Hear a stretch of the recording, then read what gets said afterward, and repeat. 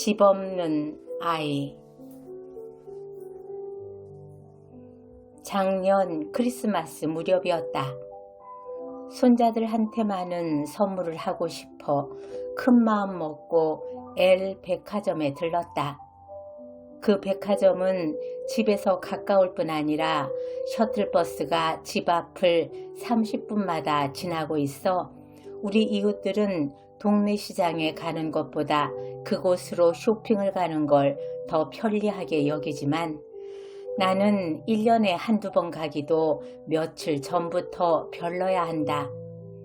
민속관과 아이들을 위한 놀이시설을 갖춘 대형 백화점이라 그 앞은 늘 교통체증이 심해 겉에서 보기만 해도 안에 들어가 부대낄 일이 지레 겁나고 지겹게 느껴져서이다. 가는 날이 장날이라고 하필 크리스마스 전날이었다. 그 안에 혼잡은 내가 밖에서 상상하고 겁을 낸 것 이상이었다. 특히 장난감이나 아동복 파는 매장은 내 힘으로 물건을 만져볼 수 있는 거리로 접근하는 것도 불가능했다. 요새는 웬만큼 사는 집 아이들이 다 그렇듯이 내 손자들도 옷이나 학용품 등은 나보기엔 좀 넘친다 싶게 넉넉히 갖고 있는지라 선물은 필수품보다는 약간은 의외의 기발한 것이었으면 싶었고, 그래서 동네 가게 놔두고 백화점에 간 거였는데 그곳은 미리 점 찍어 놓은 물건이 있지 않는 한 나 같은 사람이 갈 곳이 못 되었다. 휘황하다 못해 요상한 장난감을 가까이서 한번 만져보기도 전에 차를 오래 탄 것처럼 미식미식하면서 가슴이 답답해졌다. 집에서 툭 하면 누울 자리 보듯이 나는 쇼핑이고 뭐고 다 집어치우고 어디 앉을 자리가 없나 기웃대기 시작했다. 엘리베이터 근처에 다행히 의자가 있었다. 의자에 앉아서 바라보니 인파가 더욱 굉장해 보였다. 그 안에서 물건을 사고 팔 수 있다는 게 신기했다. 그래도 사람마다 쇼핑백을 몇 개씩 들고 있었다. 놀라운 구매력이었다. 방학이라 그런지 인파의 3분의 1은 청소년이었다. 그들도 용돈을 모아 선물하고 싶은 데가 있을 테고 자기가 필요한 건 자기가 고를 나이가 된 이상 나쁠 것도 없었다. 나는 그 엄청난 구매력을 바라보면서 처음으로 신용카드라는 걸 업자의 입장에서 고맙게 생각했다. 만일 현금으로 그 많은 물건값을 받는다면 은행까지 운반하려 해도 돈을 가마니에다 놓고 꾹꾹 발로 눌러 담아 트럭에 실어야 할 것 같았다. 끔찍하다는 생각이 들었다. 별로 유쾌한 상상은 아니었다. 전직 대통령이 축제한 돈의 액수를 부피로 환산해서 말하는 걸 들을 때의 혐오감과 비슷한 느낌이었다. 돈과 사람과 물건이 넘치는 세상이었다. 뭐가 없거나 필요해서 사는 게 아니라 단지 돈을 주체 못해 쇼핑을 하고 있는 게 아닌가 싶기도 했다. 내 손자라고 없는 게 있을 것 같지가 않았다. 내 옆에 의자에서는 중학교 1, 2학년쯤 되는 여학생 셋이 나란히 고개를 각자의 무릎에 묻고 아까부터 꼼짝도 안 하고 엎드려 있는 게 자꾸만 신경에 쓰였다. 그 애들도 나처럼 지레 지쳤을 수도 있으나 같이 온 동무끼리라면 서로 얘기를 하든지 기대든지 할 것이지 각자 그러고 있는 게 이해가 안 되었다. 나는 그 애들이 이상해서 필요 이상 오래 앉아서 지켜보았다. 아무리 기다려도 아무 일도 일어나지 않자 나는 참지 못하고 내 옆의 소녀를 살살 흔들어 보았다. 소녀가 고개를 들었다. 잠에서 깬 듯 부수수한 얼굴이었다. 내가 먼저 사과를 했다. 자고 있었다면 깨워서 미안하지만 졸리면 집에 가서 편히 자야지 그런 불편한 자세로 자면 쓰느냐고 말하다 말고 나는 어색하게 웃으며 입을 다물었다.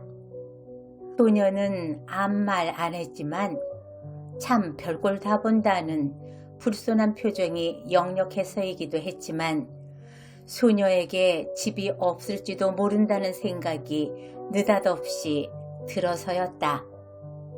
소녀의 옷차림은 초라하지도 사치하지도 더럽지도 않은 그 나이에 맞는 정상적인 거였고 머리 모양도 약간 멋을 낸 티가 귀여운 그 나이의 평균치의 머리 모양이었다. 그럼에도 불구하고 집이 없을지도 모른다는 생각이 든 것은 건물로서의 집이 아니라 세상에서 가장 편안하고 따뜻한 대화가 있고 자유와 구속이 적당히 조화된 가정으로서의 집이었다. 소녀가 다시 머리를 무릎 위에 파묻는 것을 보고 나는 공중전화를 찾아갔다. 손자하고 통화를 해서 이왕이면 그 애가 평소 갖고 싶어 하던 거를 사주고 싶어서였다. 매장만 대목을 맞은 게 아니었다. 공중전화 앞에 늘어선 줄도 끝이 안 보였다. 이런 날 나오기가 잘못이었지만 이왕 나왔으니 일을 하나 끝내고 싶었다. 내 바로 앞에는 중학생 또래의 소년이 서 있었다. 통화들이 어찌나 긴지 마냥 기다려야 했다. 내 앞의 소년 차례가 되었다. 친구한테 건 전화인 것 같았다. 새끼야 집에 있었구나 로 통화는 시작됐다. 비죽비죽 웃음이 났다. 그 또래가 무슨 얘기를 하나 엿들을 수 있다는 기대도 나쁘지 않았다. 그러나 저쪽에서 뭘 하는지는 들리지 않고 소년이 대답하는 소리만 들리는데 처음부터 끝까지 같은 대답이었다. 뻥까지 마 새끼야. 권태롭게 껌을 쩌걱거리면서 정말이지 딴소리는 한마디도 안 하고 간간히 뻥까지 마 새끼야 라는 같은 소리로만 일관하는 통화는 끝도 없이 이어졌다. 평소에 편리하게 느꼈던 전화카드라는 게 다 원망스러웠다. 용건 없이 긴 통화가 다 그놈의 전화카드 때문인 것 같아서였다.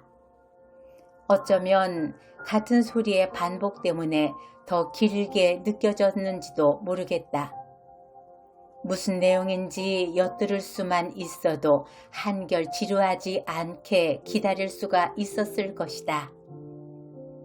소년의 통화는 상대방이 일방적으로 끊음으로써 끝이 났다. 소년은 역시 새끼가 하면서 헛발질을 한번 하고 그만이었다. 그 소년도 남보다 더 불량해 보이거나 초라해 보이지 않는 평균치의 소년이었다. 그러나 집 없는 아이일지도 모른다는 생각이 또 났다. 남부럽지 않게 거두어주는 집은 있을지 모르지만 타인과 제대로 말하는 법을 가르쳐주는 가족이 있는 집은 없는 아이처럼 보였고 괜히 백화점 안을 쏘다니는 소년 소녀들의 태반이 완전한 집은 못 가진 아이들이 아닐까 하는 근거 없는 생각도 들었다. 오랜 기다림 끝에 연결이 된 손자와의 통화도 즐겁기만 한 것은 아니었다. 만들기가 복잡하고 어려운 조립을 사달라고 했다. 나는 손자가 완성된 장난감보다 조립을 좋아하는 걸 예쁘게 여겼기 때문에 쾌히 승낙을 했다. 그러나 덧붙이는 말이 이왕이면 일제로 사달라는 것이었다. 이유는 국산은 부품끼리 잘 맞지를 않고 완성된 후에도 작동이 제대로 되는 것도 있고 안 되는 것도 있어서 믿을 수가 없다는 것이었다. 산타 할머니도 못해 먹을 노릇이었다. 우울한 날이었다.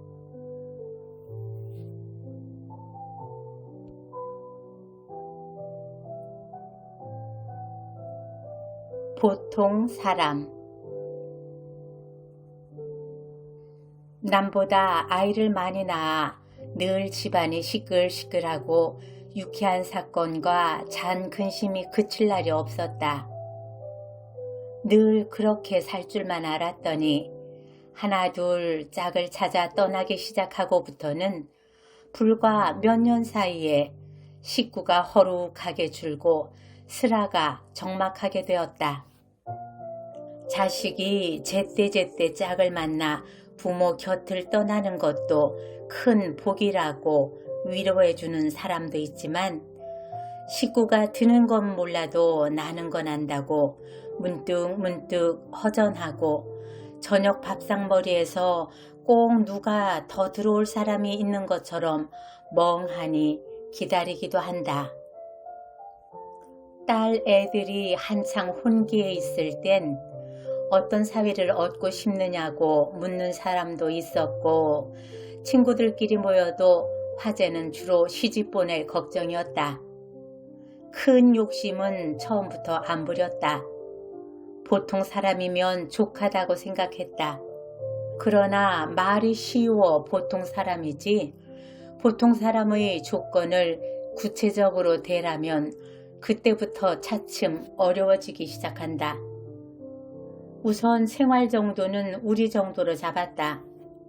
왜냐하면 우리보다 잘 사는 사람도 많고 못 사는 사람도 많은데 내 어림짐작으로는 우리보다 잘 사는 사람과 못 사는 사람의 수요가 비등비등한 것 같으니 우리가 중간, 즉 보통 정도는 될 것 같았다. 그런 식으로 만들어 본 보통 사람은 대략 이러했다. 살기는 너무 부자도 아니고 너무 가난하지도 않을 것.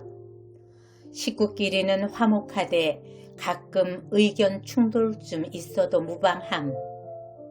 부모가 생존해 계시되 인품이 보통 정도로 무던하여 자식에게 보통 정도의 예절과 공중도덕을 가르쳤을 것. 학력은 내 자식이 대학을 나왔으니 대학은 나와야겠지만 1류냐 2류냐까지는 안 따지기로 하고 그 대신 적성에 안 맞는 엉뚱한 공부를 해서 대학을 나오나 마나이면 절대로 안 되고 용모나 키도 보통 정도만 되면 되지만 건강할 것, 돈 귀한 줄 알고 인색하지 않을 것 등등이었다. 나는 그만하면 욕심도 너무 안 부렸다고 생각했기 때문에 그 정도의 사윗감은 세고 셌으려니 했다. 그러나 웬걸 막상 나서는 혼처는 하나같이 내가 생각하고 있는 보통 사람을 넘지 않으면 처졌다. 보통 사람이 그렇게 귀할 수가 없었다. 내가 가장 보통이라고 생각하고 내세운 조건은 어쩌면 가장 까다로운 조건인지도 몰랐다. 나는 우선 사돈을 맺기 위해서가 아니라 그냥 보통 가정을 내 둘레에서 찾아보기 시작했다. 역시 귀하긴 마찬가지였다. 그러면 내 집은 남이 보기에 보통일까? 거기 생각이 미치자 그것조차 자신이 없는 게 아닌가. 우선 주부가 글을 쓴다고 툭 하면 이름 석자가 내걸리고 살림은 건성건성 엉터리로 하는 가정이 어디 보통 가정인가. 나는 그만 실소를 터뜨리고 말았다. 보통 사람은 나에게만 어려운 게 아닌 모양이다. 보통 사람은 나에게만 어려운 게 아닌 모양이다. 보통 사람들이란 TV 연속극이 인기를 독차지하고 있을 때 나도 그걸 꽤 열심히 보았지만 그 사람들이 보통 사람이라고 여겨지진 않았다. 그러나 보통 사람이란 제목은 가장 광범위한 사람에게 동료의식을 일으켰음직하다. 전형적인 보통 사람을 찾긴 힘들지만 사람들은 누구나 자기를 보통 사람이라고 생각하고 싶어하고 또 그렇게 생각할 때 가장 마음이 편안한 것 같다. 그것은 아마 학교에서 가정환경 조사서를 써오라고 할 때 생활정도란에 거의 다 중을 쓰는 심리와도 비슷한 것이 아닐까? 얼마 전에 어떤 일간지에서 평균치의 한국 사람을 계산해서 거기 꼭 들어맞는 사람을 찾아내서 한국의 보통 사람이라는 이름으로 크게 보도한 적이 있다.